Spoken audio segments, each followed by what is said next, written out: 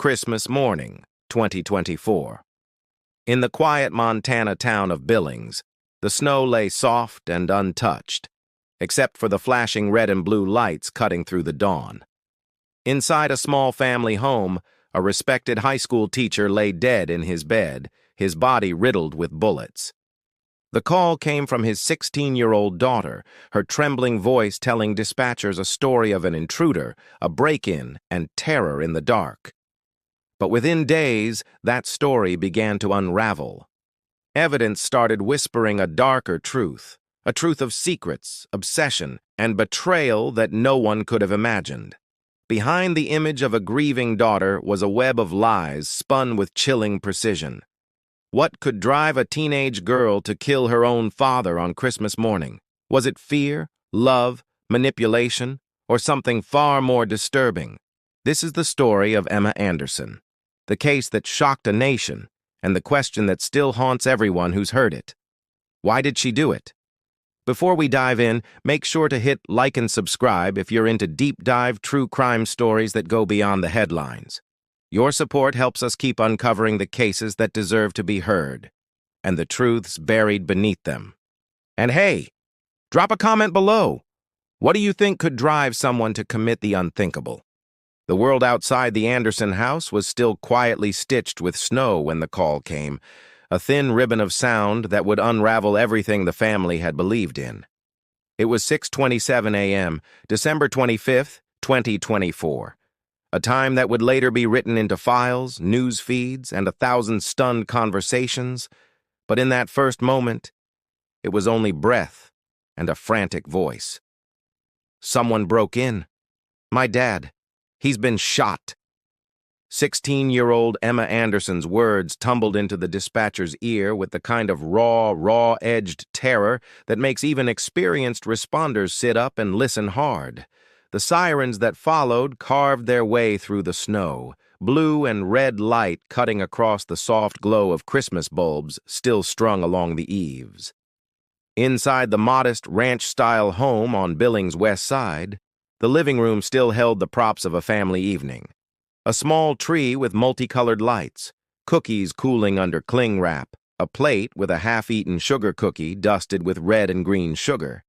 It looked like a photograph meant to comfort, not a stage for violence. But the bedroom told another story. William Anderson, 42, a beloved high school chemistry teacher and single father, lay motionless under a thin sheet, 3 gunshot wounds in his chest. Blood had soaked into the bedding, dark and obscene against the pale cotton. A nightstand was overturned, a lamp shattered on the floor. The sight of the man who had taught and coached and loved so reliably now made people who had known him all their lives stare and ask how certainty could twist into ash so quickly. Emma sat wrapped in a shock blanket on the living room couch, hair disheveled, blue eyes wide and wet. She told the same version of events to each officer who came through the door. She'd gone to bed after an ordinary Christmas Eve, slept until the sound of a gunshot woke her, had hidden in her closet, and waited, terrified, until she thought it was safe enough to come out and call for help. It was a story that fit like a glove over the scene before them. Except that even then, in the pale morning light, a few small details began to hum with a dissonant note. The kind of quiet that tells a detective to look twice. Detective Adrian Mitchell, 20 years of cases folded into a patient, skeptical gaze, was that kind of second look. He moved across the living room with the practiced, slow step of someone cataloging not only what lay before his eyes, but what the room refused to say. The window nearest the couch was cracked open, its frame showing marks of forced entry. Snow tracked into the living room like the footprints of a story that might have been.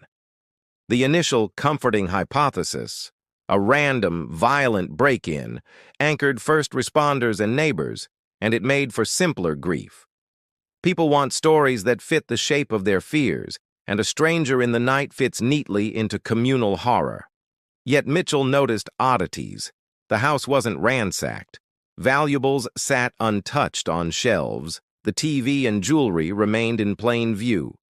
2 mugs of cocoa sat on the kitchen counter, one still warm when officers entered, suggesting routine and normalcy rather than a hurried intruder ripping through the room.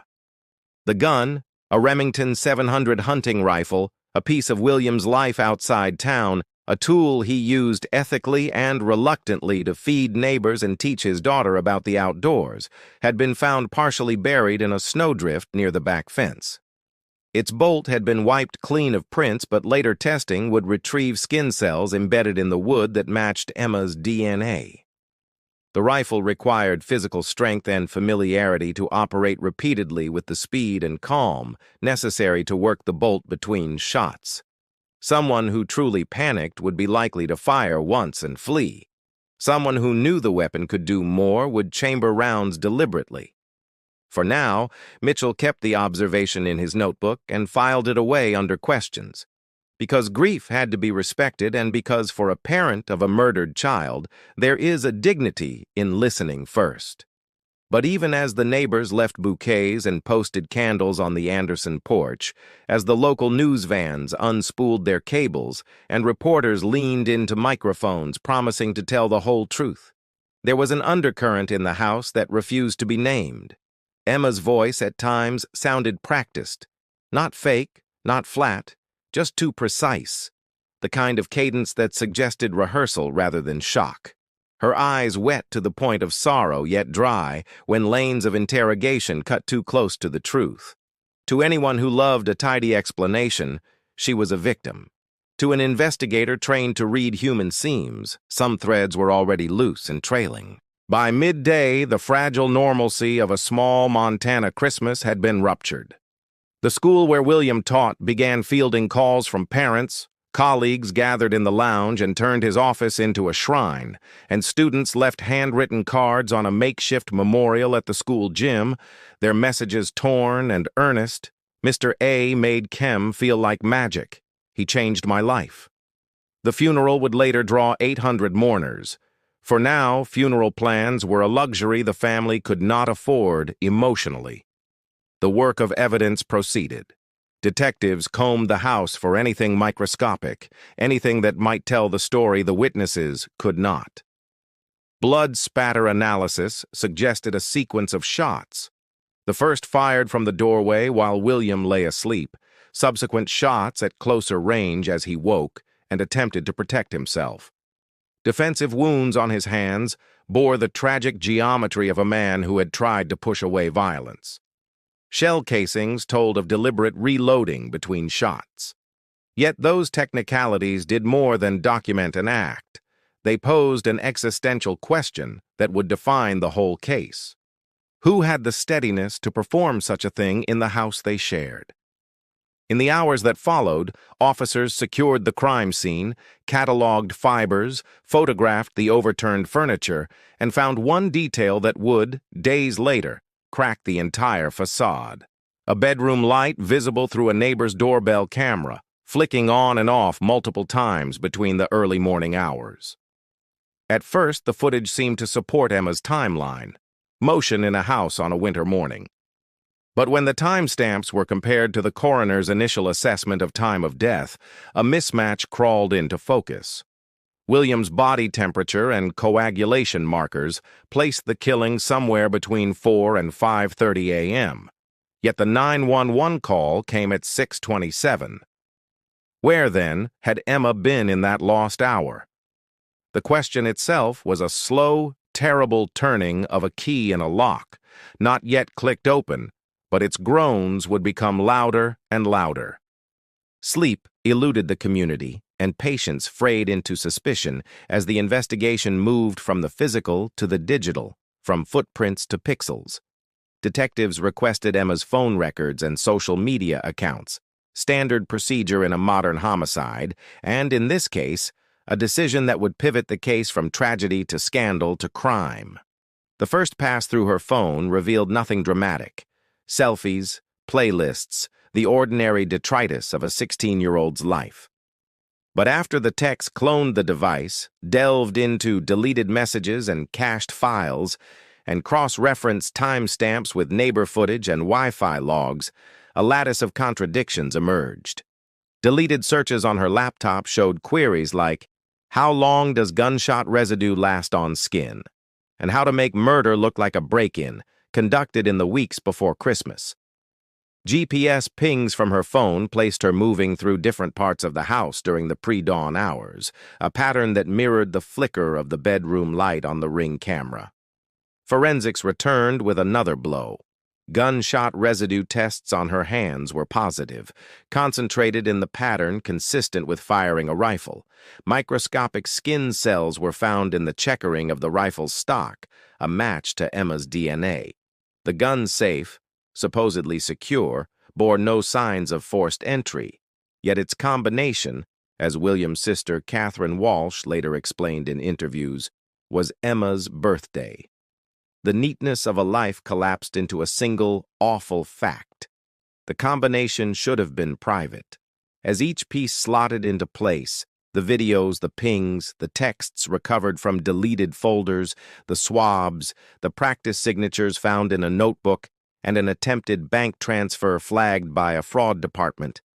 The picture that had at first been unthinkable became inevitable. A relationship between Emma and a 23-year-old man, Jake Mercer, emerged from the data as the engine of motive. Messages showing fear of exposure, threats that William would report him for statutory rape, pleas that spiraled into management by the older partner. Detectives watched the evidence breathe and knew the case no longer rested on speculation.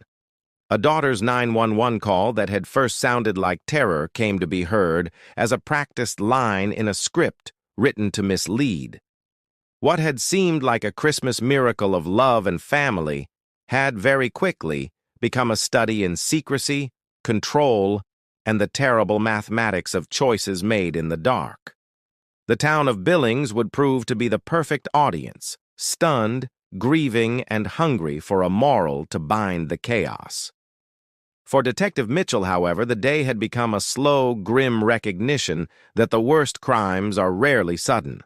They are the end of long narratives, written in small acts of omission and deceit, breadcrumbs that, when followed, always lead you somewhere you never wanted to go. For the first 2 days, the story held. Billings grieved the way small towns do, collectively, fiercely, almost theatrically.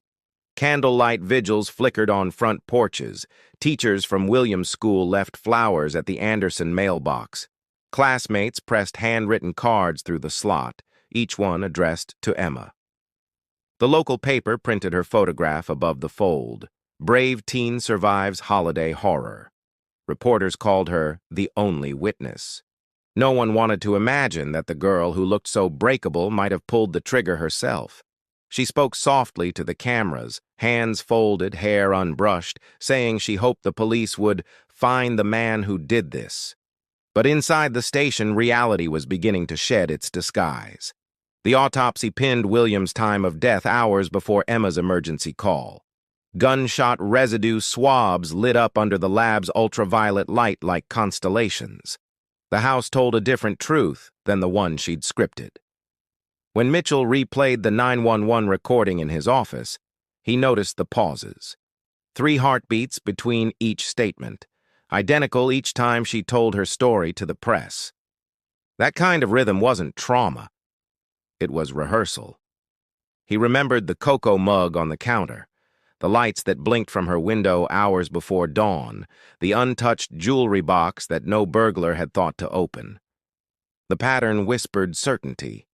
What had looked like fear now felt like choreography. Mitchell began to rebuild the final night hour by hour, stripping away Emma's words until only facts remained. Christmas Eve. William finished wrapping presents, texted his sister a photo of the tree, and went to bed around 10. Emma's phone, according to tower pings, stayed active past 2 a.m., exchanging messages with an unknown contact labeled J. Those messages, recovered later, would read like a countdown. "You promised you'd do it. He'll never let us be together. Christmas morning, or it's over." At 3:47 a.m., the final text arrived. "Now." The digital footprints formed a choreography more damning than fingerprints. Between 3:50 and 4:15, her phone's accelerometer showed sharp bursts of movement, the same rhythm recorded by the health app step counter. Pacing, stopping, pacing again. At 4:03, the device locked for exactly 4 minutes, enough time to aim, fire, and reload. Mitchell stared at the data projected onto the squad room screen, each line of code pulsing like a heartbeat. He felt a cold, familiar weight settle in his chest. People lied, devices did not. Outside, the snow had turned to slush, erasing prints and tire tracks. But here, in the glow of monitors, every keystroke was preserved like fossils in amber. The truth was already written. All he had to do was learn the language. The next breakthrough came from the neighbor across the street, an accountant named Trevor Phillips, who handed over footage from his doorbell camera. The grainy video showed the Anderson house cloaked in darkness until 4:12 a.m., when Emma's bedroom light flared briefly, then again at 4:17 and 4:22. Each flicker corresponded with the timestamps of the texts from Jay. The tape ended with a faint shadow crossing the snow-covered porch and bending toward the fence line where the rifle would later be found. When Mitchell aligned the video with the phone data, the match was exact. The illusion of an intruder crumbled. What had looked like panic was preparation. What she'd described as terror was timing. Yet as the evidence tightened, so did a deeper question. Why? What could twist love, fear, and desperation into something that cold? The answer began to take shape in fragments. Screenshots from a private chat app recovered by the digital forensics team, photos half deleted but still breathing in the cloud. They revealed a man, 23, with a soft smile and the kind of easy arrogance that makes teenagers mistake manipulation for devotion. His name was Jake Mercer, a clerk at an electronics store on the edge of town. The messages between them told a story that was part romance, part captivity. He fed her the language of rebellion, disguised as love. "You're not a child. You're the only one who understands me." When William discovered the relationship and threatened to call the police, Mercer's tone darkened.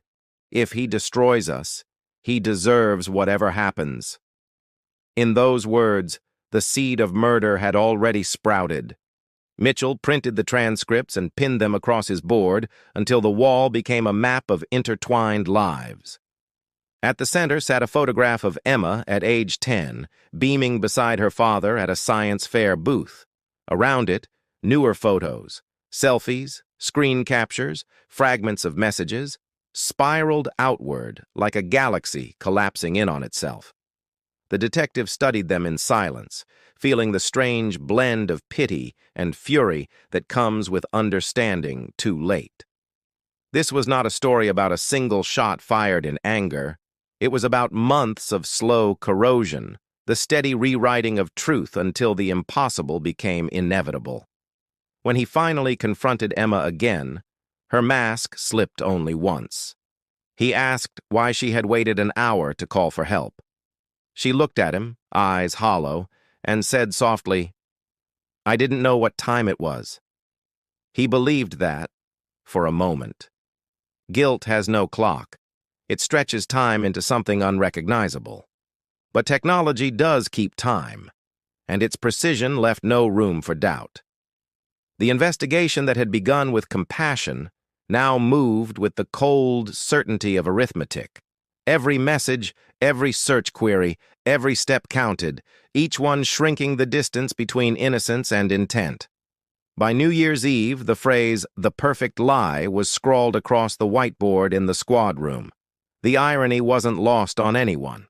The lie had been perfect only until machines started telling the truth. Before the headlines, before the courtrooms and the handcuffs, there was just a father and a daughter in a small Montana house where the world still felt safe. William Anderson had built his life around quiet constancy. At Billings West High, he was the teacher who made chemistry sing, who could turn an equation into a story, who saw beauty in combustion and patience in the way glass cooled. His colleagues said he had an old soul. His students called him Mr. A. To Emma, He was the orbit around which her life revolved. After his wife Jennifer's death 5 years earlier, he'd thrown himself into fatherhood with the same meticulous focus he once reserved for lesson plans. Mornings began with pancakes shaped like stars. Evenings ended with science documentaries or the soft murmur of the two of them reading on opposite ends of the couch. In photos, they looked inseparable. Her bright hair spilling over his arm, his smile unguarded. But somewhere between childhood and adolescence, a subtle distance crept in, like the slow spread of frost across a window pane. He didn't notice at first. The slammed door, the long showers, the earbuds that seemed welded in place. When he did, he told himself it was normal. Teenagers pull away. That's how they grow. What he couldn't know was that the space growing between them was not natural distance, but a void being filled by someone else's voice. Jake Mercer entered their lives the way rot enters wood, quietly, invisibly, until the structure is already compromised. He met Emma at the electronics store near the high school where he fixed phones and sold speakers to bored teenagers. He was 23, charming, and, most dangerously, attentive. Emma, 16 and restless, mistook that attention for love. He called her M, told her she was different, smarter, more mature than the others. The compliments landed like hooks. Soon their conversations moved online. Private messages that bloomed into midnight calls, then promises whispered under covers when the rest of the house slept. The psychology of grooming is rarely dramatic. It's patient, strategic, built on slowly replacing one truth with another. He told her father was controlling, jealous, that he wanted to ruin her life. When William found out about the relationship, it felt to him like déjà vu, the same ache of helplessness he'd known during Jennifer's illness, that helpless waiting for something to take his world apart. He confronted Jake at the store, demanded he stay away from his daughter. Jake laughed in his face, a sound William would later describe to his sister as like hearing ice crack. He took Emma's phone, grounded her, and thought the matter was over. But control, once lost, rarely returns quietly. That night she shouted things she couldn't take back. "You're not my dad anymore," she screamed. "You just want to keep me miserable." The words hit him harder than any bullet ever could. The tension between them didn't cool. It condensed. William began watching her with a teacher's precision, looking for signs of danger he couldn't name. He checked her grades, found them slipping. He found a second phone hidden in her backpack, prepaid, loaded with messages from Jake that read like sermons of devotion. "You're my light. He's the darkness. Soon we'll be free." Each text made William's chest tighten. He tried logic, grounding, even counseling, but nothing reached her. Every attempt at protection fed the narrative Jake had written for her, that her father was the enemy. Friends noticed her withdrawing, skipping practice, wandering the halls with a distracted smile. "She looked like she was somewhere else," one classmate later said. And she was, caught in a psychological tug-of-war between the man who'd raised her and the man who'd rewritten her reality. In early December, she began telling friends she might leave town. William, terrified, called his sister to ask for advice. "I just need to get her through Christmas," he said. "After that, I'll find a way to help her." But Christmas never came for them in the way he hoped. The distance had become a chasm. Emma had stopped seeing her father as someone who loved her and started seeing him as an obstacle to be removed. And Jake, older, calculating, fed that transformation with the quiet confidence of someone who knew exactly how far she'd go. The final days before the murder unfolded with deceptive calm. The Anderson home smelled of cinnamon and pine, a tree glowed in the window, neighbors dropped off gifts. William wrapped a new journal for Emma, embossed with her initials, inside which he wrote a single note. "To my brilliant girl, keep asking questions. Love, Dad." He left it beneath the tree, never knowing she would never open it. On Christmas Eve, he called her into the kitchen, offering cocoa, trying one last time to bridge the distance. "I know you think I'm too strict," he said gently, "but I need you to understand why." She nodded without meeting his eyes. Upstairs, her phone buzzed, Jake's name lighting the screen. Tomorrow, the message read, "We'll finally be free." Sometime after midnight, she slipped from her room, opened the gun safe with the combination that matched her birthday, and carried the rifle to her room. The snow outside began to fall, soft and relentless, muffling every sound. In another house across town, Jake watched the minutes crawl on his phone, waiting for a message that never came. Inside the Anderson home, a young girl stood at the edge of her own ruin, heart hammering, hands shaking, believing that if she followed his plan, the noise inside her would stop. But when the shots echoed through the narrow hallway, only silence followed. An awful, endless silence that no lie could ever fill again. The storm had ended, but the world had not thawed. Snow glittered across Billings like a sheet of glass, and the Anderson house sat in the middle of it, small, colorless, and unbearably quiet. Detective Adrian Mitchell parked at the curb and killed the engine. The silence pressed in around him, so thick it seemed to hum. He stepped out, boots sinking with a muffled crunch, the air sharp enough to sting his throat. Yellow tape whipped against the porch rail, the only movement in a scene otherwise embalmed in stillness. To anyone passing by, it looked peaceful, even pretty. But Mitchell knew better. Under that perfect white surface lay evidence waiting to be read. He walked slowly to the door, eyes scanning for any new distortion in the snow. The footprints were shallow, half filled by the night's fresh dusting, yet their pattern still told a story.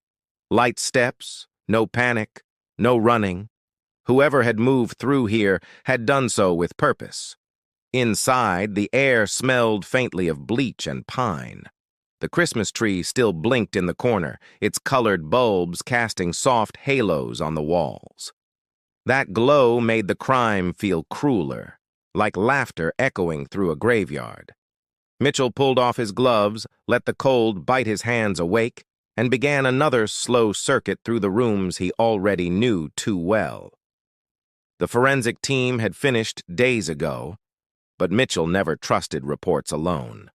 Paper captured data, presence captured truth. In the bedroom, he paused beside the bed where William Anderson had died. The indentation of his body still creased the mattress, a hollow that seemed to breathe. 3 markers, A1, A2, A3, sat beside the shell casings. The pattern of blood told a story more eloquent than any testimony. The first shot had jolted him awake. The second silenced his breath. The third ended everything that came after. Mitchell crouched, fingertips hovering above the frozen smear on the floorboards. The angles were deliberate, the shots evenly spaced. No burglar in a frenzy worked with this kind of control. He rose, crossing to the window and traced the pry marks again. They were cut outward, the edges too clean, too symmetrical. The intruder Emma had described in her trembling statements could not exist. What did exist were faint scratches on the latch, tiny crescents left by the tip of a screwdriver from inside the house. The snow beneath the window had melted and refrozen in a neat geometric patch. Even nature, he thought, had conspired to hide the truth for her. He opened his notebook and wrote a single line. Every lie leaves an echo. The echo here was deafening. Out in the yard, the afternoon sun hung low, turning every surface to silver. Mitchell followed the narrow path that wound from the back steps to the fence line where the rifle had been found. The drift was crusted over now, but he could still see the faint trough where a towel-wrapped bundle had pressed into it. The lab confirmed fibers from the Anderson laundry room clinging to the barrel. Emma's fingerprints were partial but consistent, her skin cells embedded in the checkering of the stock. She had tried to wipe them, had even used a tissue moistened with window cleaner. Its bottle still sat uncapped on the kitchen counter. That small domestic detail gutted him. To imagine her, a child in pajamas, cleaning a weapon beside a Christmas tree. He turned toward the neighbor's yard where the Ring camera had captured its silent witness. The angle of the footage still haunted him. The flicker of a bedroom light, the silhouette crossing the snow, the tiny flare as the rifle's bolt slid open. Machines had no mercy, only memory. When he first watched the clip, he'd felt a strange pity for Emma, the hopelessness of someone who believed that if she performed the lie perfectly enough, reality itself would change. But the snow refused to collaborate. It recorded everything, the depth of her prints, the direction of her stride, the exact moment when she hesitated halfway to the fence. Guilt, frozen mid-step. As dusk fell, the temperature plunged again, sealing the yard beneath a crust so hard it rang faintly when he tapped it with his boot. Mitchell stood there a long time, breath clouding in front of him, the wind lifting tiny shards of ice that glittered like glass dust. In the fading light, he could see the house reflected in the snow, a mirror image, calm and empty. Inside, the evidence waited, the gloves, the towel, the half-written apology note. None of it screamed. It only whispered. That was the nature of truth, he thought. It never shouted. It waited. He imagined William grading papers by the window on Christmas Eve, the hum of the furnace, the soft rustle of his daughter moving in her room. He imagined the sound of the first shot, the stillness that followed, the moment the snow outside absorbed the vibration and turned it into silence. The town would tell itself a simpler story, one about monsters and victims, but Mitchell knew better. The snow had told him. Every footprint, every fleck of residue, every frozen breath stitched together the same verdict. Love had curdled into fear, fear into duty, and duty into murder. He turned back toward his car, the world around him blue with twilight. Behind him, the house glowed faintly through the trees, a single candle still flickering in the window. He didn't look back again. In the mirror of his windshield, the porch light blinked once, twice, and then the night swallowed it whole. The truth, when it finally began to surface, didn't come from confessions or witnesses or intuition. It came from data, cold and unforgiving, pulsing quietly in servers and smartphones that never forgot. Detective Adrian Mitchell had worked dozens of homicides in his 20 years on the force, but he had never seen a case where the murder weapon wasn't just a rifle. It was also a phone, a laptop, a camera, and a network of invisible signals tying every lie together. The world had changed, and in the winter of 2024, even secrets left fingerprints. Inside the cramped digital forensics lab at headquarters, the air smelled of burnt dust and old coffee, monitors humming in low chorus. A team of analysts crowded around the evidence table where Emma Anderson's phone lay in a static-proof bag, its cracked screen reflecting the sterile light. "You wouldn't believe what kids hide on these things," one technician muttered. Mitchell said nothing. He just watched the progress bar creep forward as the software cloned the device's memory, byte by byte. When the download finished, millions of fragments appeared. Text messages, cached photos, deleted files, GPS logs, a digital diary she hadn't meant anyone to read. Most of it was innocent. Playlists, memes, selfies, screenshots of chemistry notes. But buried among the noise were pockets of darkness. Deleted searches for gun mechanics, online maps of hunting rifle ranges, and, most chillingly, a series of chat backups with someone labeled only J. The texts were ordinary at first, flirtations, complaints about school, dreams of running away. But as the weeks approached Christmas, their tone shifted. "He'll never let us be together. You promised you'd do it. Afterwards we'll be free." Each message was a thread. Together they formed a noose. Mitchell leaned closer to the screen, scrolling through timestamps. The messages matched the gaps in Emma's story exactly. Hours she claimed to have been asleep, minutes before the 911 call, seconds between each gunshot, according to the coroner's report. He felt a chill that had nothing to do with the snow outside. The phone's health app showed steps taken at 4:03 a.m., heart rate spikes at 4:05 and 4:09, then complete stillness until the emergency call at 6:27. She hadn't been sleeping. She'd been moving, pacing, firing. The data told a story she never intended to tell. In another window, the analysts mapped her phone's connection history. Each Wi-Fi ping, each tower handshake. A constellation of truth against the black sky of denial. At 4:12 a.m., her device connected briefly to the home network, the same moment a neighbor's Ring camera captured the faint glow of a light switching on in her room. At 4:14, it disconnected, then rejoined 5 minutes later. Someone had been walking back and forth through that house, phone in pocket, timing each breath. Mitchell exhaled slowly, rubbing the bridge of his nose. Evidence was supposed to bring clarity, yet every discovery only deepened the sadness. Technology didn't lie, but it never judged. It simply illuminated what people tried to hide. And in the glow of those screens, he saw not a monster, but a frightened child convinced that deleting a message could delete a decision. The deeper the technicians dug, the louder the silence between the lines became. On Emma's laptop, they found draft emails unsent, written in the early morning hours before the murder. "Dad, I can't do this anymore. He says we'll run away. Please don't hate me." The files were saved and deleted within minutes of each other, like flashes of conscience that she couldn't sustain. In her browser history lay questions that made the detectives exchange uneasy looks. How loud is a gunshot in a house? How long does gunshot residue stay on skin? Can police trace a deleted text? Every query was a confession spelled out in keystrokes. Mitchell scrolled through until he reached the folder labeled Recents, and there, nested between Christmas playlists and school projects, were screenshots of her conversations with Jake Mercer. He opened one at random. "You're brave," he had written. "He can't hurt you if he's gone." Beneath it, Emma's reply. "I don't want to hurt him." Jake's next message came minutes later.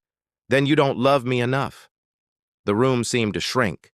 Mitchell felt the familiar surge of anger reserved for predators who wrapped themselves in the language of romance. He'd seen men like Jake before, clever, cowardly, fluent in manipulation. Still, the evidence demanded restraint. It wasn't enough to despise, he needed to prove. He instructed the team to subpoena Jake's devices, to cross-reference timestamps. Hours later, the results arrived. Every damning message mirrored in Jake's backups, every command he'd sent still glowing in the metadata. He had choreographed the entire tragedy from the safety of another house across town, never touching the rifle, yet leaving fingerprints all over the digital crime scene. Mitchell left the lab that night long after everyone else had gone home. Outside, the snow had started again, falling in thick flakes that blurred the streetlights into halos. He drove through the quiet city with the radio off, replaying the messages in his head like a litany.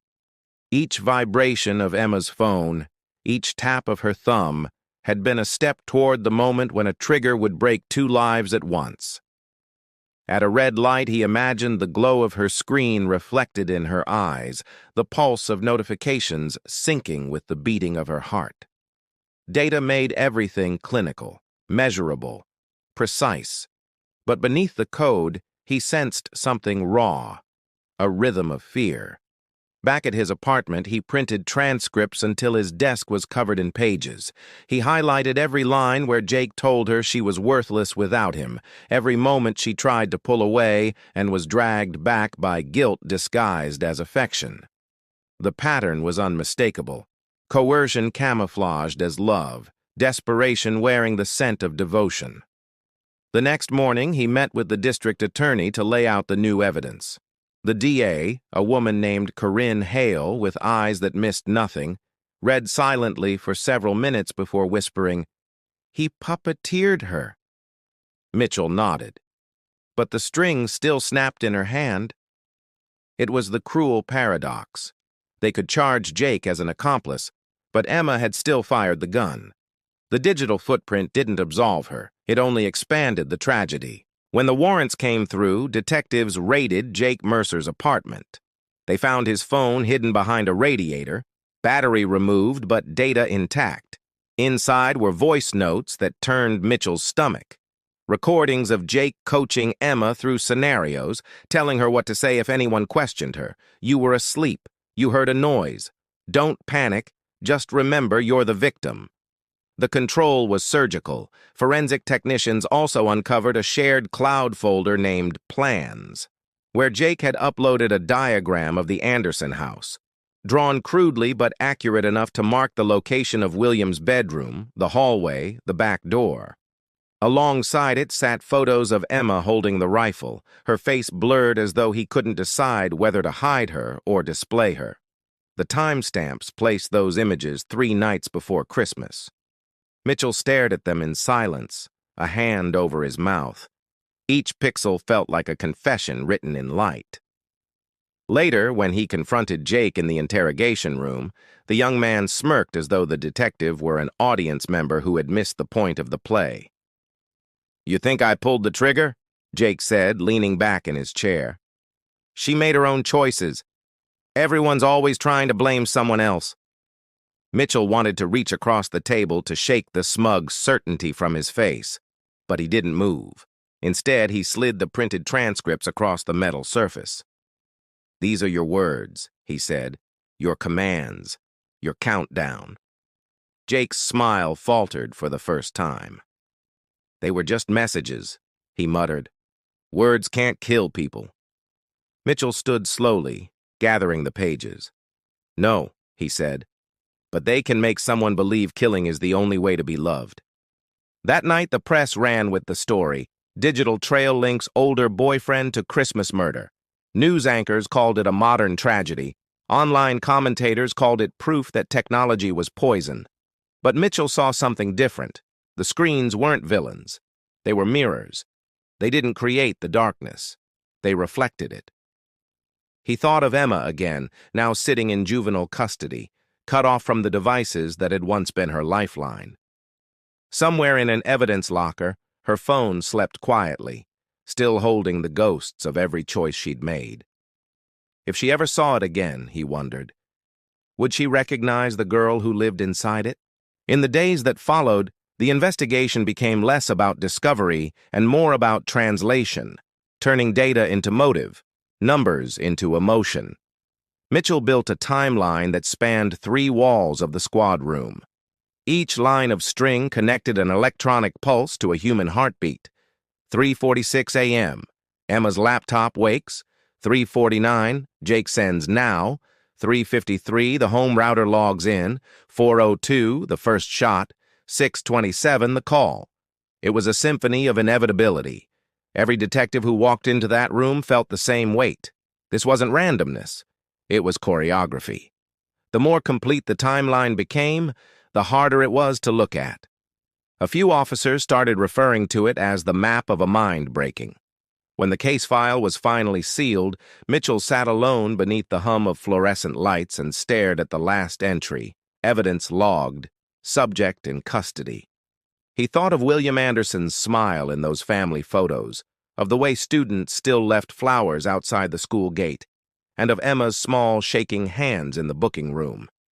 He wondered whether truth ever healed or only clarified the wound. Outside, a storm began again, snowflakes swirling against the windows like static. In the reflection of the glass, the lines of the timeline looked like veins, glowing faintly under the office light, feeding something unseen. Weeks later, during a preliminary hearing, the prosecutor played excerpts from the recovered data for the court. The room listened to the mechanical intimacy of text messages projected onto a screen 10 feet tall. "You promised. Do it tonight. Afterwards, we'll be free." Each word, once private, now sounded obscene in its nakedness. Emma sat at the defense table, head bowed, as her own voice from the 911 call filled the chamber. "Someone broke in. My dad. He's been shot." The jury flinched. The sound technician adjusted volume levels as if that could soften the truth. Mitchell watched her shoulders tense with every replay, wondering whether she was remembering or reliving. When the session ended, the judge ordered a recess. Reporters swarmed the corridor. A microphone caught Mitchell's coat as he passed, and someone shouted, "Detective, do you think she planned it?" He didn't answer. How do you explain to strangers that planning and being pushed can look identical from a distance? That digital breadcrumbs could lead not to a monster, but to a frightened child dancing on a string pulled by someone older, crueler, and already free? By the time he reached his car, dusk had fallen. He sat behind the wheel without turning the ignition, watching snow pile on the windshield, each flake melting into rivulets that traced the shape of gravity. His phone buzzed, a notification from forensics, a final report. He opened it, scanning quickly, then stopped. In the metadata of one deleted photo, a hidden note had been uncovered, written in the phone's caption field weeks before the murder. "I don't want to do this." 5 words, buried under layers of deletion, surviving only because technology refused to forget. Mitchell felt his throat tighten. He forwarded the finding to the DA, closed the phone, and rested his forehead against the steering wheel. Outside, the snow thickened, erasing tire tracks, muffling sirens, folding the town back into its white disguise. Inside, the glow of the screen lingered against his eyelids, a reminder that in the digital age, truth was immortal. Not because people wanted it to be, but because machines never stopped remembering. It began, as so many tragedies do, with something that looked like love. Not the explosive movie kind, but the slow, addictive sort that creeps in through cracks in loneliness and wraps itself around a person's need to be seen. Emma Anderson had been 16 for only 3 months when she met Jake Mercer, and in that brief intersection between girlhood and everything after, she mistook attention for affection. He was 23, the kind of man who wore his confidence like a jacket and carried stories that sounded like promises. He worked at an electronics store on the edge of town, a place that sold more daydreams than devices, and Emma went there one Friday afternoon to fix a cracked phone screen. She left with her screen repaired and something far more fragile broken instead.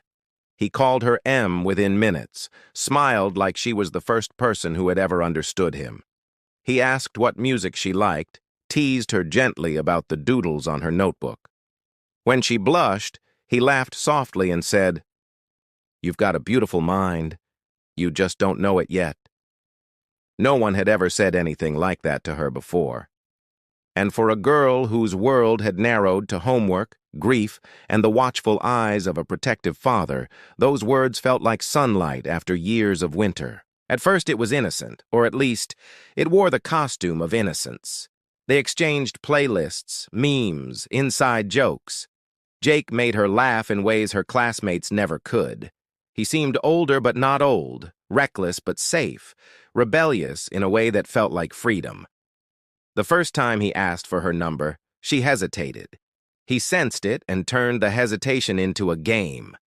"Don't worry, Em," he said. "It's just talking." Talking turned to texting, texting to late-night calls, and soon she was sneaking glances at her phone under the dinner table, smiling into her sleeve while her father discussed lesson plans or asked about school. William Anderson noticed, of course. Fathers always notice even when they pretend not to. He saw the change, the sudden laughter followed by defensiveness, the unexplained mood swings, the way she guarded her phone like a secret diary. He told himself it was teenage normalcy, the kind every parent endures. But there was something about the way she looked away when he asked who she was talking to that made him uneasy. Jake, meanwhile, was playing a longer game. To him, Emma wasn't a girl to be cherished. She was a blank page on which he could rewrite his own failed story. He'd grown up on the same outskirts of Billings, dropped out of college, drifted through jobs, and collected disappointments like badges. In Emma's wide-eyed curiosity, he saw redemption, a chance to be important to someone, maybe even to control what he couldn't fix in himself. He began feeding her small doses of doubt about her father, how he was too strict, too old-fashioned, too afraid of losing control. When William forbade her from staying out past 10, Jake called it proof. "He doesn't trust you," he'd say. "He doesn't see you as grown." And when she defended her father, Jake softened his tone, saying, "You'll understand one day when you're free." The word free became a drumbeat, echoing through every conversation, every text. Freedom from rules, from guilt, from the heavy shadow of a father who wanted to keep her safe. Emma didn't realize she was being rewired. Love stories rarely announce when they've crossed the border into captivity. By autumn, Jake had wormed his way into every corner of her life. He sent her rideshare money when she said she couldn't visit. He mailed her a second phone so they could talk without her father knowing. He taught her to delete messages, clear browser histories, hide apps in folders named homework. To Emma, it felt like devotion. To Jake, it was architecture, a structure of dependency built brick by brick. He started to test her loyalty with small transgressions. Skip a class, lie about a friend, steal a bottle of wine from her father's cabinet. Each act chipped away at her old self, eroding boundaries that might have protected her. And every time she hesitated, he'd remind her, "You said you'd do anything for me." It wasn't a threat. Not yet. It was a mantra. A spell cast in lowercase letters and late-night whispers. William, still grieving the wife he'd lost years earlier, found himself losing his daughter, too, piece by invisible piece. One night he knocked on her door and asked, "Are you happy, Em?" She replied too quickly, "Of course," and the door clicked shut. Behind it, she texted Jake. "He's starting to suspect something." Jake's response came instantly. "Then it's time to make a choice." The first argument came a week later, when William confronted her about missing curfew again. Voices rose, words were said that neither could take back. "You're not my father anymore," she screamed, the sentence slicing the air like glass. He stood frozen, the weight of it heavier than any reprimand. He wanted to say he loved her, but the words died in his throat. Upstairs, she locked her door trembling, phone in hand. Jake messaged her. "You okay?" She typed. "He hates me," he replied. "Then you know what you have to do." That was the night she crossed the threshold from rebellion to ruin. When she woke the next morning, the guilt had already hardened into resolve. She avoided her father's gaze at breakfast, claimed she was studying late, and spent the afternoon texting Jake in secret. He told her everything would be fine once they were together. "Christmas," he said. "After that, we'll start over. You, me, no rules." The countdown had begun, and Emma didn't even realize it. By December, the lie had become a second language she spoke fluently. Every day she lived two lives, the dutiful daughter who did her homework and said goodnight, and the secret accomplice whispering plans through her hidden phone long after midnight. Jake's messages grew darker, demanding. He told her that love proved itself through sacrifice. He told her that fear was weakness planted by people who wanted to own her. "He's not your father anymore," Jake wrote one night. "He's the cage. You're the bird. Birds aren't meant to live in cages." She wanted to believe him, wanted the promise of flight he kept dangling just beyond her reach. When William confiscated her main phone after catching her lying again, she panicked. Jake's words arrived through the backup device. "Don't let him win." That phrase became gospel. It didn't feel like plotting a murder, it felt like defending her future. In her journal, she drew sketches of mountains, of open roads, of stars over empty highways. Freedom looked beautiful on paper. She couldn't yet see the blood that would stain it. 2 weeks before Christmas, Jake sent her a photo of himself standing beside his car, trunk open, packed with clothes. "Ready whenever you are," the caption read. Emma stared at it until her vision blurred. That same night she searched, how to sneak out without getting caught, and minutes later, how to silence a rifle. The algorithm didn't judge, it simply provided answers. She watched videos on safety mechanisms, loading sequences, recoil control.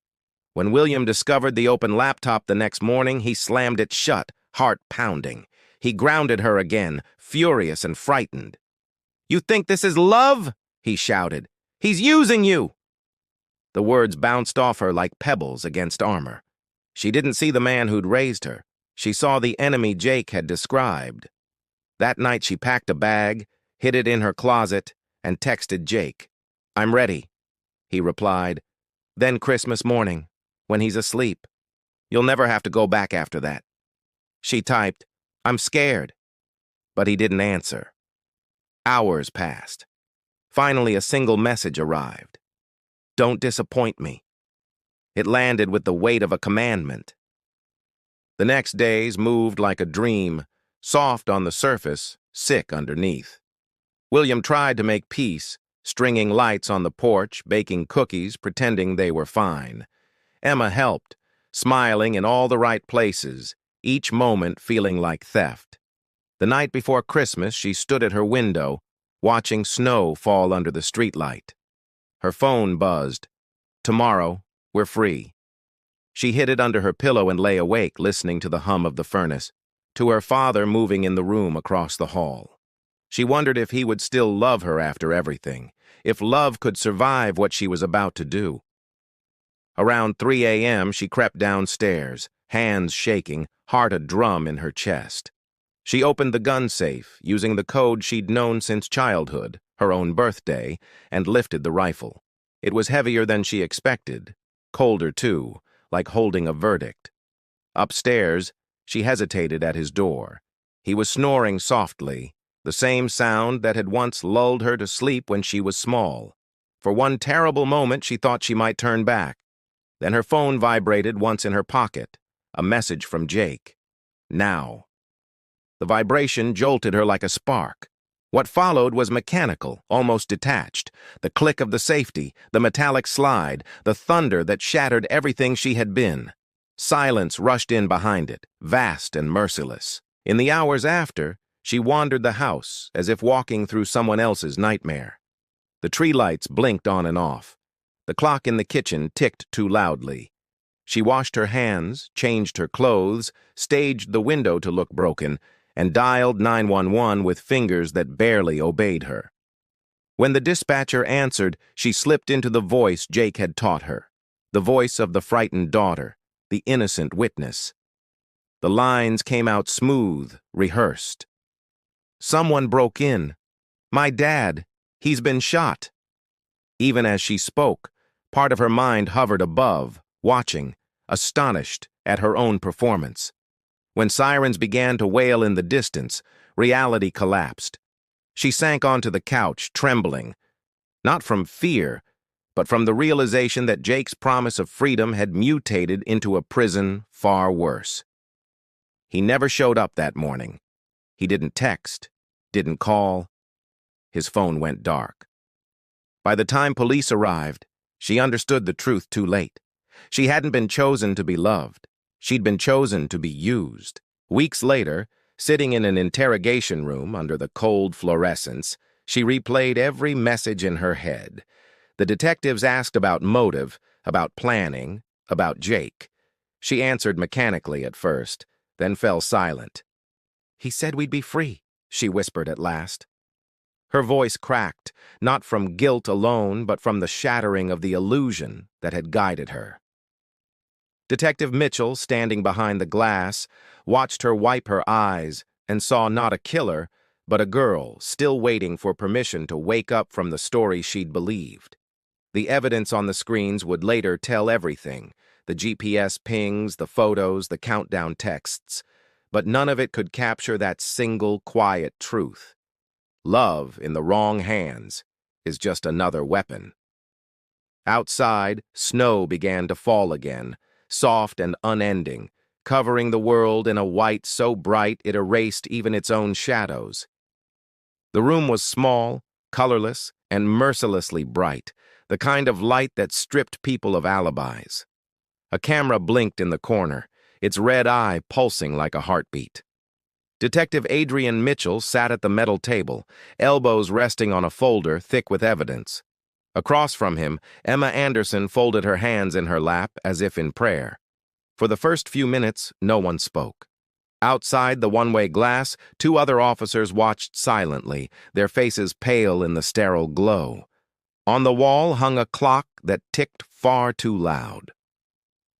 It was January 4th, 10 days after the murder, and the girl the town had mourned as a victim was now the suspect everyone whispered about. Mitchell had done hundreds of interviews in his career, but never one that carried the peculiar weight of this. He began gently, his tone almost fatherly. "You remember why you're here, Emma?" She nodded, eyes downcast. "You want to tell me what happened again?" Her voice came out hoarse. "I already told you." "Tell me anyway." The tape started rolling with a faint click, and the air seemed to tighten. She recited the story she'd given a dozen times. A sleep, a noise, a shadow, a gunshot, panic. Her sentences were steady now, rehearsed, the same rhythm each time, as if the lie had calcified. Mitchell let her finish, then slid a photograph across the table.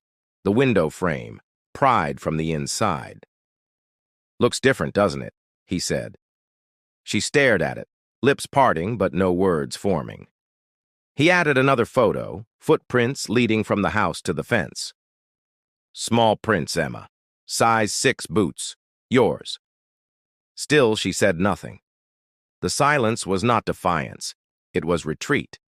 Mitchell had seen it before, the moment when a suspect's mind begins to fracture between what they want to believe and what the evidence insists upon. He opened the folder further.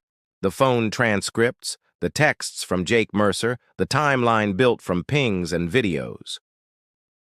"You were awake at 4 a.m., he said softly. "Your phone says so. The camera across the street saw your light." Her head jerked slightly, the first crack in her composure. "That's not possible," she murmured. "It is," Mitchell said. "Machines don't lie." He leaned back, letting the weight of the statement settle. Outside, snow tapped the glass like a metronome. She swallowed hard, eyes glistening. "He told me to delete everything," she whispered, almost to herself. Mitchell didn't press. He just waited. Interrogation was less about pressure than patience, letting guilt find its own oxygen. Minutes stretched. Finally, she looked up. "If I tell you something, will you promise he won't see it?" "Jake?" Mitchell asked. She nodded. "He can't hurt you anymore, Emma." "You don't know him," she said, shaking her head. "He said he'd come for me if I talked." Her voice quivered, the first true emotion he'd heard from her. Mitchell kept his tone even. "He's in custody. He can't reach you." Her shoulders trembled. A tear slid down, tracing a clean path through the powder on her cheek. "I just wanted him to stop." Mitchell flipped to the photo of William Anderson's bed. "Who did you want to stop?" "Both of them," she said. "Him for yelling, Jake for whispering." The words hung there, neither confession nor denial, just exhaustion. Mitchell pressed play on a small recorder. From it came Jake's voice, smooth and instructive. "Remember, you were asleep. You heard a noise. You called for help." Emma's eyes widened. "He told you that?" "He told you that," Mitchell corrected. "He made you memorize it." She nodded slowly, like someone recognizing handwriting in a suicide note. "I thought if I did what he wanted, it would stop," she said.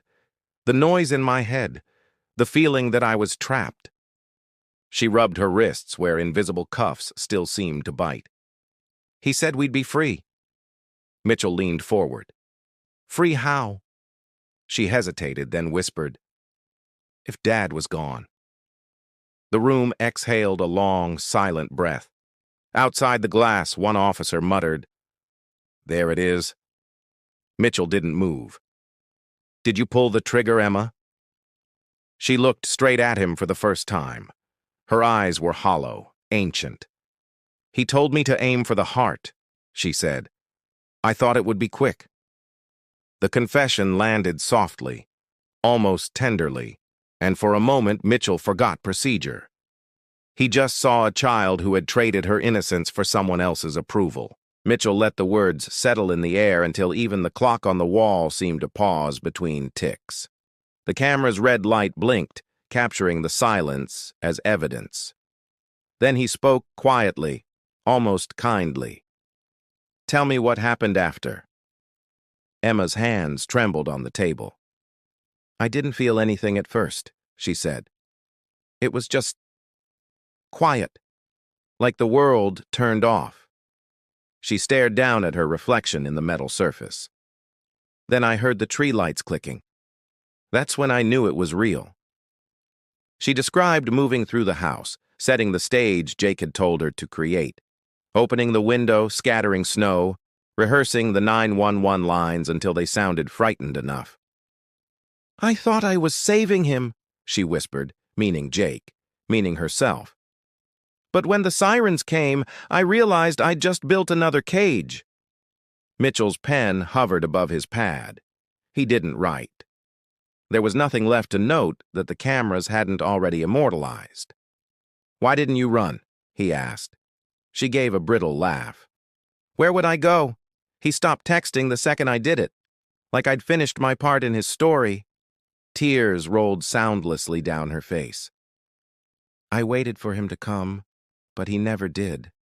I thought maybe if I called 911 fast enough, Dad could still—" Her voice collapsed. "I wanted him to wake up and forgive me." Mitchell swallowed the lump in his throat and signaled for the paramedics on standby. He'd seen every version of confession: anger, denial, bargaining, but this one felt like watching a candle gutter out in slow motion. She wasn't fighting. She was surrendering to the reality she had built herself. As the nurse handed her water, Mitchell stepped into the hallway. Through the glass, he watched her staring at her own hands, as though trying to decide whose they were. Detective Lena Perez joined him, arms folded. "You think she's telling the full truth?" Mitchell nodded wearily. "Enough of it." Perez sighed. "The DA's going for first degree." "They'll get it," Mitchell said, "but it won't feel like winning." Beyond the interrogation wing, a storm was gathering again. Fat flakes drifted past the security lights, melting as they hit the asphalt, tiny acts of erasure in a world that remembered too much. Later that night, after paperwork and formal statements, Mitchell sat alone in his car outside the precinct. The tape of her confession lay on the passenger seat, a small rectangle that somehow weighed as much as the world. He replayed her words in his mind. "He told me to aim for the heart." The line would echo through every headline, every courtroom summary, every true crime podcast yet to come.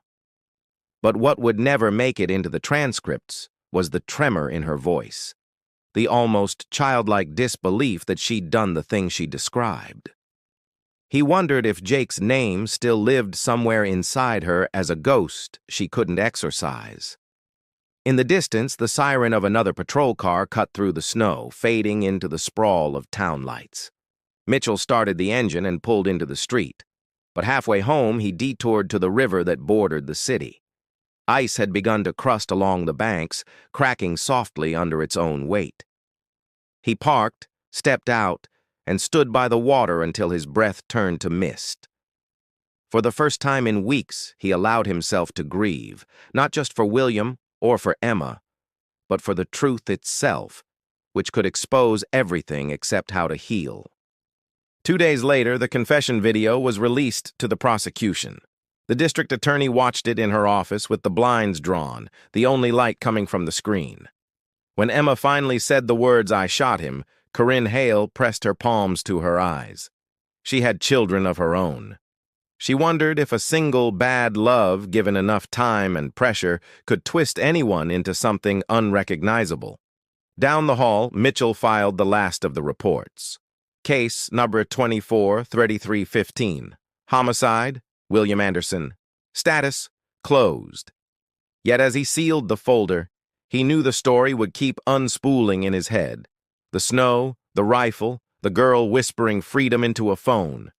He thought of his own daughter again, far away at college, and texted her a simple, "Love you." The reply came seconds later. "Love you too, Dad." Relief, small and painful, flooded him. Outside, dawn crept over the river, turning the ice gold. Somewhere behind those clouds, the Anderson case faded from breaking news to memory. But in one corner of Mitchell's mind, the interrogation room light never turned off. It glared on forever, exposing everything that had once been hidden, and he knew that was the real punishment. Knowing that sometimes the truth doesn't set anyone free.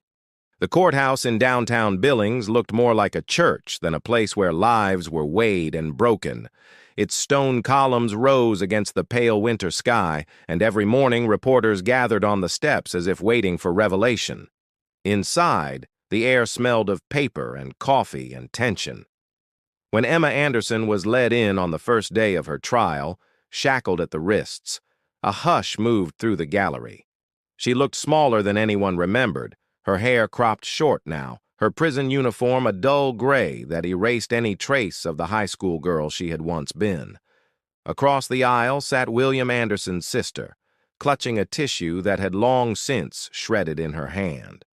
Cameras weren't allowed, but the press sketched her likeness with words instead. The girl who killed Christmas. The phrase clung to her like a bruise.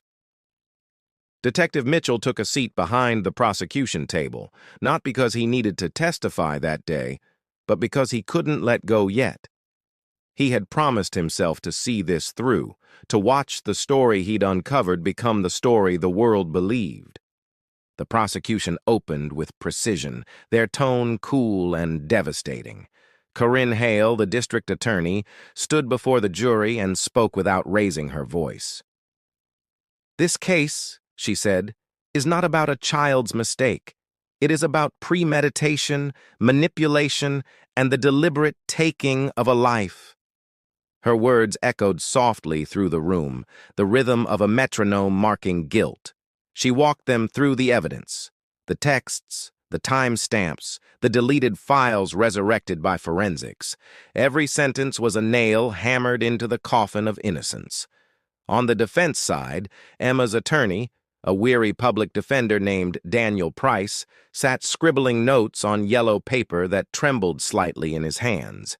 He had fought to keep the charge at second degree, arguing diminished capacity, coercion, youth. But he could feel the jurors' eyes on the photographs, William's body beneath the tree lights, the rifle by the bed, and knew sentiment rarely survived such images. When Corinne finished her opening, she glanced toward Emma only once. The girl didn't look up. Mitchell was the first witness. He recounted the investigation, the confession, the moment the mask cracked. He spoke evenly, refusing to dramatize. Yet even he felt the shift in the room when the defense cross-examined.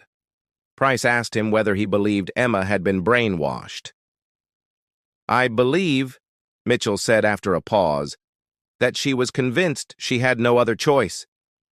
The admission hung there, a small fracture in the prosecution's perfect wall. Corinne shot him a look that asked why. He offered no apology. Later, the digital forensics experts took the stand, walking the jury through glowing screens of evidence, messages projected 10 feet high so that every word between Emma and Jake seemed to shout across the room. "He told me to aim for the heart." The jurors stared as though reading a curse. Some looked away. Outside, the day darkened. Clouds dragged over the courthouse like slow grief. When Jake Mercer was brought in to testify under immunity, the courtroom turned electric. He wore a suit that didn't fit and a smirk that did. He denied everything, of course, said the messages were jokes, fantasies, exaggerations. He told the jury that Emma had begged him to run away, that he'd tried to stop her. But when Corinne played the audio from his own voice notes, the color drained from his face. "You'll be free once he's gone," his recorded voice said, smooth as poison. The gallery gasped. Jake's lawyer objected. The judge overruled. Emma stared at her lap, fingers knotted, listening to the ghost of the boy she'd destroyed herself for. For a moment, the courtroom was utterly still, as if everyone was holding the same breath. When the judge finally dismissed him, Jake stood and turned toward Emma. Their eyes met, hers filled with tears, his with something colder, almost curious. It lasted only a second, but it felt like a lifetime closing its door. By the third day, the trial had become theater. Reporters filled the back rows. Sketches of Emma's face appeared on morning news banners. Outside, protesters argued about justice and forgiveness, some holding signs that read, "She's just a child," others that read, "Life for a life." Inside, Daniel Price fought to remind the jury of her age. He brought in a child psychologist who spoke softly about adolescent brains, about impulse and influence. At 16, the expert said, the part of the brain responsible for long-term reasoning isn't fully developed. She didn't plan this like an adult. She reacted like a trapped child. Corinne rose in rebuttal, her expression calm but lethal. "Doctor," she said, "does an undeveloped brain type messages like you promised you'd do it tonight? Does it load a gun and aim for the heart?" The witness hesitated, then said nothing. Corinne turned to the jury. "That is not the action of a frightened child. That is intent." The words struck like thunder. Mitchell, watching, felt torn. He believed in the evidence, but he also believed in the fragile girl who'd whispered her confession under the buzz of fluorescent lights. He wondered whether justice could ever feel right when innocence and guilt were woven so tightly together. By the fourth day, the weight of the evidence began to bend even Emma's silence. When she took the stand, the room seemed to tilt toward her. Her attorney had warned her not to testify, too risky, too raw, but she insisted. "They should hear me," she said quietly. As she raised her right hand and swore to tell the truth, her voice trembled just enough to remind everyone she was still only 16. The first questions were gentle. Her name, her relationship to her father, her memories of that night. Then came the storm. "Why did you do it?" the prosecutor asked. Emma's fingers twisted in her lap. "I don't know," she whispered. "I thought I was doing what he wanted." "Whose idea was it?" "Jake's." "Did he tell you to shoot your father?" She nodded, tears blurring her vision. "He said it was the only way." "And you believed him?" A pause so long it seemed to stop time. "I wanted to believe him," she said finally. The gallery stirred, some in pity, some in anger. Corinne Hale pressed on. "You had other choices, didn't you? You could have run away." Emma shook her head, voice breaking. "I didn't think I could." "So you decided to end his life instead?" "I didn't decide," she said, barely audible. "I just stopped fighting." Her words fell into the silence like snowflakes, quiet but irreversible. When the defense took over, Price tried to humanize her. He asked about her mother's death, about the loneliness that followed, about the first time Jake told her she was special.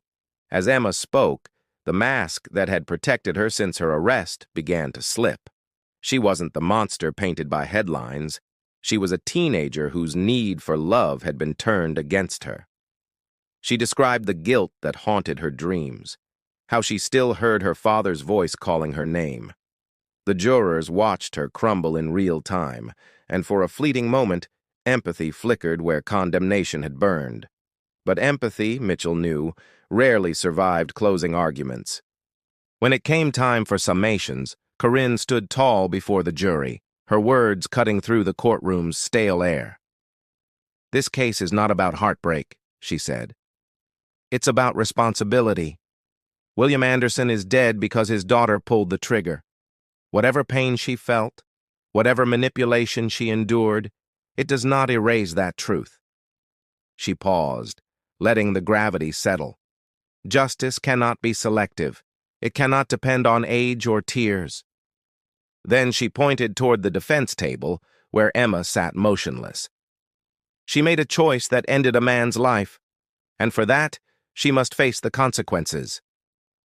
The room was silent except for the scratching of pens and the faint hum of the heater. When Daniel Price rose to speak, he looked exhausted, like a man fighting a tide he knew would drown him. "You've seen the messages," he began. "You've heard the confession. You know she did it. The question is why.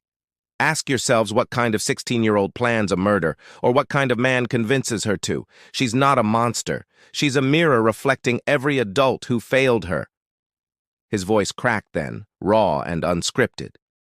If you destroy what's left of her, we learn nothing. If you show mercy, maybe we remember that justice isn't vengeance, it's understanding. For a moment, even Corinne's expression softened. The judge instructed the jury and recessed for deliberation. Outside, snow fell in thick sheets, erasing footprints on the courthouse steps. Reporters huddled under umbrellas, microphones angled like weapons. Inside, the jury deliberated for 6 hours. Mitchell waited in the hallway, staring at the mosaic floor, tracing the cracks with his shoe. When the doors finally opened, everyone filed back into the courtroom. The foreman's voice was steady.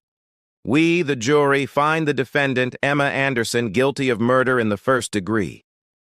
A collective gasp, then stillness. Emma didn't cry. She just closed her eyes. Mitchell exhaled slowly, unsure whether it was relief or sorrow. Corinne nodded once, the smallest acknowledgement of the verdict's weight. Price put a hand on Emma's shoulder, whispering something only she could hear. As deputies led her away, she looked back toward the gallery. Her aunt sobbed into her hands. Mitchell met her gaze one last time and thought, "We all failed you." The doors closed behind her and the sound echoed down the marble hallway like the end of a hymn. That night, headlines blazed across every screen. Teen killer convicted. Talk shows debated justice and youth. Moralists argued online about love and manipulation. In a cell miles away, Emma sat on her bunk, tracing invisible shapes on her arm where the handcuffs had been. Outside, another snowstorm gathered over Montana, whitening everything it touched, pretending for a moment that the world could start over clean. The morning of sentencing arrived gray and brittle, a sky the color of steel hanging low over Billings, as though the clouds themselves were holding their breath. Inside the courthouse, the air hummed with the subdued chaos of a day that would decide the rest of a young girl's life. Reporters lined the corridor like vultures in pressed coats. Microphones flashed, the clack of camera shutters beat a nervous rhythm against the marble walls. Detective Mitchell arrived early, coffee gone cold in his hand, watching as deputies led Emma Anderson from the holding elevator to the defense table. She looked even smaller than she had during the trial, shoulders hunched beneath an orange jumpsuit, wrists swallowed by shackles. The courtroom was nearly silent except for the sound of chains brushing metal as she took her seat. Outside, wind scraped against the windows, the kind that made every door creak with warning. Mitchell could feel it pressing against the glass like a memory trying to get in. The judge, an old man named Harold Briggs, entered without ceremony, his black robe whispering across the bench. He had presided over hundreds of sentencings in his career, but none had drawn this many eyes. In front of him sat a girl who had once sung in the church choir, who had once left milk and cookies for Santa, now awaiting a verdict that would define her existence until the day she died. He glanced down at the paperwork before him, a stack of legal language that tried and failed to quantify tragedy. "Miss Anderson," he began, his voice deep and steady, "this court has found you guilty of first-degree murder in the death of your father, William Anderson. Before I pronounce sentence, you have the right to address the court." A murmur swept through the gallery. Emma stood slowly, chains rattling. For a moment, she didn't speak. Her eyes scanned the room as if searching for the father she'd lost, the boy who'd vanished, the version of herself that had existed before both. When her voice came, it was barely more than breath. "I'm sorry," she said. "I don't know what I thought would happen. I wish I could take it back. I wish I could wake up and have it be Christmas morning again before anything." Her words broke apart like ice on the river. She turned toward the front row, where her aunt sat clutching a folded handkerchief, and whispered, "Tell him I love him, wherever he is." Then she sat down. The prosecution offered no statement. Corinne Hale's expression remained composed, but her eyes betrayed the fatigue of someone who had spent months living inside the anatomy of a single tragedy. Daniel Price rose only to ask the court for mercy, his voice thin and spent. "She is 16, he said. "She is not irredeemable. Whatever punishment you impose, Your Honor, I ask that it leave her a sliver of future. Let there be some small chance that the girl she was might still come back." The plea lingered, fragile, against the hard edges of the courtroom. Judge Briggs folded his hands. He looked at Emma for a long time, as though searching for the child in her face. Finally, he spoke. "I have reviewed every report, every recommendation," he said. "I have heard arguments for leniency and for permanence, but justice, as much as we wish it could, does not erase pain. It only measures it." He paused, his voice roughening. "William Anderson is gone. His daughter took his life, guided perhaps by manipulation, but guided nonetheless by choice. And for that choice, the law leaves me little room." He lifted the sentencing order. "Emma Rose Anderson, you are hereby sentenced to life imprisonment without the possibility of parole." The words struck like thunder, a sound that seemed to roll through every soul present. Someone in the back gasped. Emma's aunt collapsed into sobs. Mitchell felt the air leave his lungs. Emma blinked once, twice, as though trying to translate what had been said. Then her knees gave way, and deputies caught her before she hit the floor. For a moment, the courtroom was chaos. Voices, movement, the rustle of papers. But through it all, Judge Briggs kept speaking, his voice trembling now with something close to sorrow. "This court believes in accountability," he said, "but it also believes in grace. May you find some form of it in the years ahead, Miss Anderson, even if it comes too late." The gavel fell once, sharp and final. Court is adjourned. Reporters surged toward the exits, calling questions that no one answered. Emma was lifted to her feet, wrists shaking, eyes glassy. She didn't cry. She just whispered, "He said I'd be free," as they led her away. The phrase drifted through the courtroom like smoke before disappearing into the cold. Mitchell stayed seated long after the benches emptied. He stared at the empty witness stand, at the faint outline where the chain had rested on the floor. In his chest, anger and pity tangled into something nameless. He knew the sentence was lawful. He also knew it would haunt everyone involved. Outside, the snow had started again, flakes swirling beneath the courthouse lights, erasing footprints faster than they could form. When he finally stepped outside, reporters shouted his name, microphones flashing like lightning. He ignored them and kept walking until their voices blurred into the wind. At the corner of the block, he stopped, looking back at the stone building that had swallowed a girl's future whole. He thought of her words, "Tell him I love him," and wondered if love meant anything after justice had spoken. He drove aimlessly that afternoon, tracing the same gray streets that had once led to the Anderson home. The house stood quiet now, its windows boarded, the yard blanketed in snow that glowed faintly under the pale sun. A faded wreath still hung crooked on the front door, its red ribbon stiff with frost. Mitchell parked across the street, engine idling, watching vapor curl from the exhaust like a ghost refusing to leave.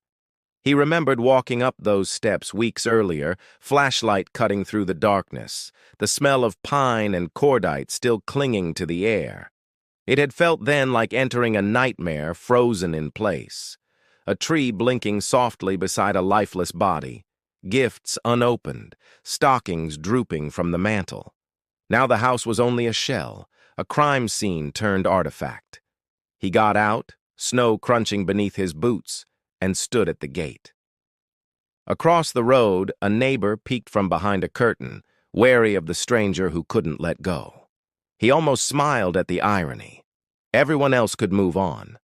But the detective, the girl, the ghost of the father, they were still trapped in the same loop. Back at the station, Mitchell filed the last of the paperwork. The Anderson case, closed and archived. A headline had already replaced it on the front page. Local business scandal unfolds. The world, relentless as ever, kept spinning. Yet the detective couldn't stop replaying that moment in the courtroom. The way Emma's voice had cracked, the tremor in the judge's words, the phrase that would echo across the internet by nightfall. "You'll die in prison." It was the kind of statement that became a sound bite, a meme, a debate. But for the man who had investigated every detail, it was a sentence in the truest sense, the end of a line. He opened his desk drawer and found the photo that had been taken from William's office, the one of father and daughter fishing at Yellowstone Lake. Sunlight reflected on the water, their faces bright with uncomplicated joy. He set it on the desk and stared at it for a long time. "I'm sorry, Bill," he murmured. "I wish it hadn't ended like this." Outside, evening descended slowly, casting the snow in shades of violet and blue. Mitchell pulled on his coat and stepped into the cold. As he walked past the courthouse again, he heard church bells ringing somewhere in the distance. The sound was solemn, almost forgiving. He thought about the judge, about how much it must have cost him to say those words to a child, and wondered whether mercy could exist in a system built on punishment. He thought about Jake Mercer, awaiting trial of his own for coercion and abuse, smirking in a holding cell as if the world still revolved around him. And he thought about Emma, alone in a concrete room, the echo of her sentence bouncing off the walls until it became part of the air she breathed. The system would feed her, clothe her, confine her, but could it ever reach whatever was left of her soul?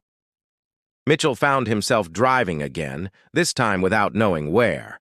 The snow thickened, turning the highway into a tunnel of white. He pulled over near the river, the same spot he'd visited after the confession, and turned off the engine. The wind whipped across the frozen water, carrying the faint hum of the city behind it. He closed his eyes and let the memories unfold.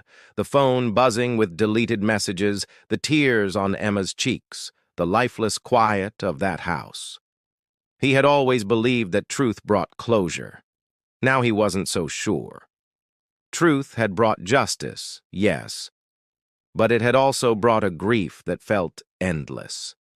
He thought of what the judge had said, "May you find grace, even if it comes too late." Maybe that was all any of them could hope for. He stood there until the cold began to bite through his gloves, then whispered a simple prayer to the wind, not for forgiveness, but for peace. Peace for a man who loved too fiercely, for a girl who trusted too blindly, and for everyone left behind to pick through the wreckage. When he finally drove home, the town lights flickered through the storm like stars underwater. Somewhere in the distance, a siren wailed, rising and fading. Life went on, indifferent and unstoppable. Mitchell parked outside his apartment, turned off the car, and sat for a long moment in the silence. On the passenger seat lay the copy of the sentencing report, its last line stark against the page. Defendant remanded to Montana Women's Correctional Facility, life without parole. He folded it carefully, slipped it into the glove compartment, and whispered to no one, "I hope she finds a way to live." Then he stepped out into the snow, leaving behind a single trail of footprints that the wind began to erase almost immediately. At the prison on the outskirts of town, night settled heavy and blue. In a cell barely larger than the bedroom she once called her own, Emma lay on her bunk staring at the ceiling. The fluorescent light hummed, the same pitch as the interrogation room, the same unending drone of consequence. She could still hear the judge's voice in her head, "You'll die in prison." But somewhere beneath it, another voice whispered softer, "You're free now." She didn't know which to believe. She turned her face toward the narrow window. Snow was falling outside, thick and silent, and for a fleeting second it reminded her of Christmas mornings when the world had still been simple, when her father's laugh had filled the house. She reached for the thin blanket, pulled it to her chin, and closed her eyes. In her dreams, the snow kept falling, covering everything, the house, the courtroom, the river. in a white so deep it looked almost merciful. Winter finally loosened its grip on Billings, but the cold it left behind wasn't the kind that snow could explain. In the months after the verdict, the town tried to resume its rhythm. Buses hissed down Main Street again, the high school bell rang, the coffee shops reopened their windows, but underneath the ordinary noise was a silence shaped like the Anderson name. The house on Willow Creek stood empty, listed for sale, but avoided by buyers. Some said lights flickered there at night. Others swore they heard a girl's voice humming through the vents. The neighbors didn't believe in ghosts, yet they still crossed the street rather than walk past the porch. Inside the police station, Detective Adrian Mitchell worked new cases, but every ring of his phone pulled him backward. It wasn't guilt so much as unfinished business, the kind that lingers even after the paperwork is done. He told himself he'd stopped thinking about her, about Emma, but sometimes, driving home through the falling dusk, he'd glance at the prison on the horizon and wonder whether she could still see the same sunsets behind those walls. The sky always burned the same way. Red, then gold, then gray. And each time he caught it, he thought of her last words before she vanished behind the courtroom doors. He said, "I'd be free." Letters began to arrive that spring. The first came on county stationery, neat block handwriting. "Mr. Mitchell, thank you for telling the truth about me. I think I understand now what truth costs." She signed it only with E.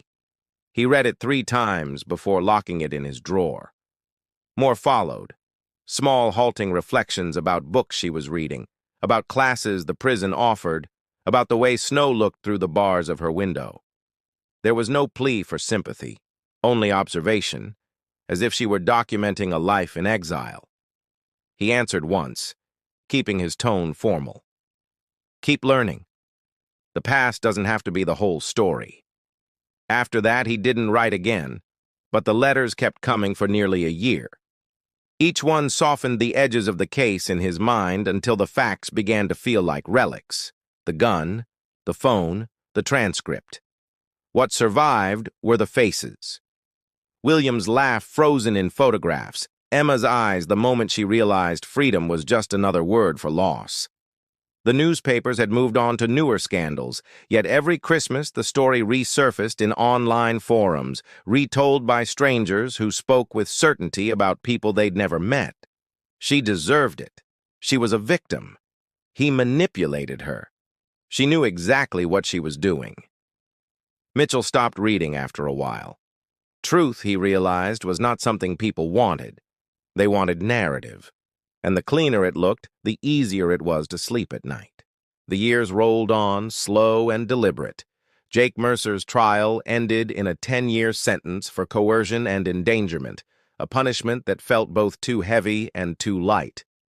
When Mitchell saw his mugshot in the paper, Jake's smirk was gone, replaced by the slack stare of a man who'd finally run out of mirrors.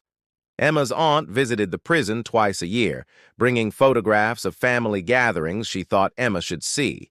The girl always asked about the school where her father had taught, about the students who still left flowers on his desk each December. She never asked about Jake.